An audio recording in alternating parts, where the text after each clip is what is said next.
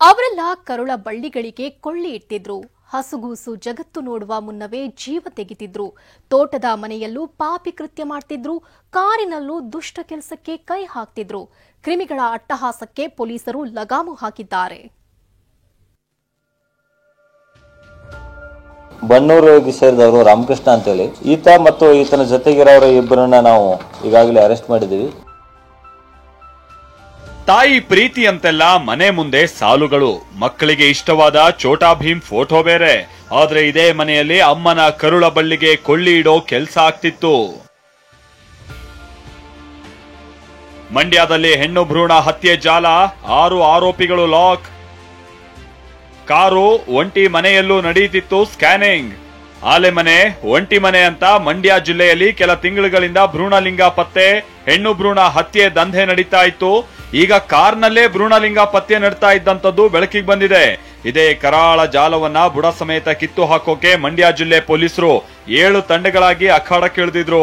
ಮೇಲ್ಕೋಟೆ, ಪಾಂಡವಪುರ, ಬೆಳ್ಳೂರು ಠಾಣೆಗಳಲ್ಲಿ ದಾಖಲಾಗಿದ್ದ ಪ್ರಕರಣ ಸಂಬಂಧ ಮತ್ತೆ 6 ಆರೋಪಿಗಳ ಕೈಗೆ ಕೋಳ ತೊಡಿಸಲಾಗಿದ್ದು, ಈವರೆಗೂ 18 ಪಾಪಿಗಳು ಅಂಧರಾಗಿದ್ದಾರೆ. ಬನ್ನೂರಿನ ರಾಮಕೃಷ್ಣ, ಗುರು, ಮೈಸೂರಿನ ಸೋಮಶೇಖರ್ ಪಟೇಲ್, ಪಾಂಡವಪುರ ತಾಲೂಕಿನ ಹಿರೇಮರಳಿಯ ನವೀನ್, ಹರಳಹಳ್ಳಿಯ ಜಬ್ಬರ್, ಕೆಆರ್ ನಗರದ ಶಂಕರ್ ಲಾಕ್ ಆಗಿದ್ದಾರೆ.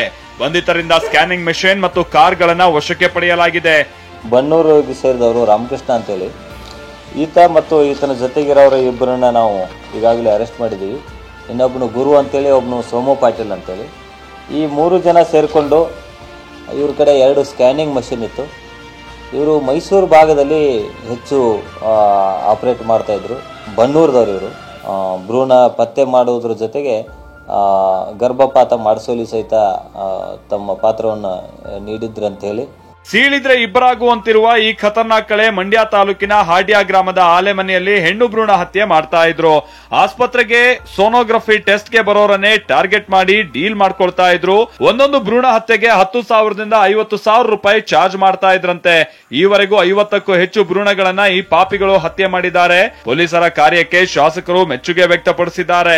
ಮೊದಲನೇದಾಗಿ ನಿಮ್ಮ ಮೂಲಕ ಪೊಲೀಸ್ ಅವ್ರಿಗೆ ಮತ್ತೆ ಏನು ವೈದ್ಯ ಇಲಾಖೆಯವರಿಗೆ ಧನ್ಯವಾದಗಳನ್ನ ಹೇಳಕ್ಕೆ ಇಷ್ಟಪಡ್ತೀನಿ. ಇಷ್ಟು ಬೇಗ ನೀವೆಲ್ಲ ಈ ಕೆಲಸ ಮಾಡಿ ಇದನ್ನು ತಡೆಗಟ್ಟಕ್ಕೆ ಏನೇನು ಕಾರ್ಯಕ್ರಮಗಳು ರೂಪಿಸಿದ್ದೀರಿ, ಅದಕ್ಕೆ ನಿಮ್ಮೆಲ್ಲರಿಗೂ ಧನ್ಯವಾದಗಳನ್ನ ಹೇಳಿ, ಇನ್ನೂ ಹೆಚ್ಚಿನ ರೀತಿಯಲ್ಲಿ ಭ್ರೂಣ ಹತ್ಯೆಗೆ ಮಾಡಿಸೋಕ್ಕೆ ಮುಂದಾದವರು ಮತ್ತು ಇವರೆಲ್ಲರಿಗೂ ಒಂದು ಕಠಿಣ ಕ್ರಮ ತಗೊಳ್ಬೇಕಾಯ್ತಿದೆ.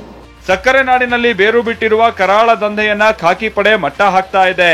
ಇನ್ನಾದ್ರೂ ಅಮಾಯಕ ಹೆಣ್ಣು ಭ್ರೂಣಗಳ ಹತ್ಯೆ ಅಂತ್ಯ ಆಗ್ಲಿ. ಪ್ರಶಾಂತ್ ಹುಲಿಕೆರೆ, TV9 ಮಂಡ್ಯ.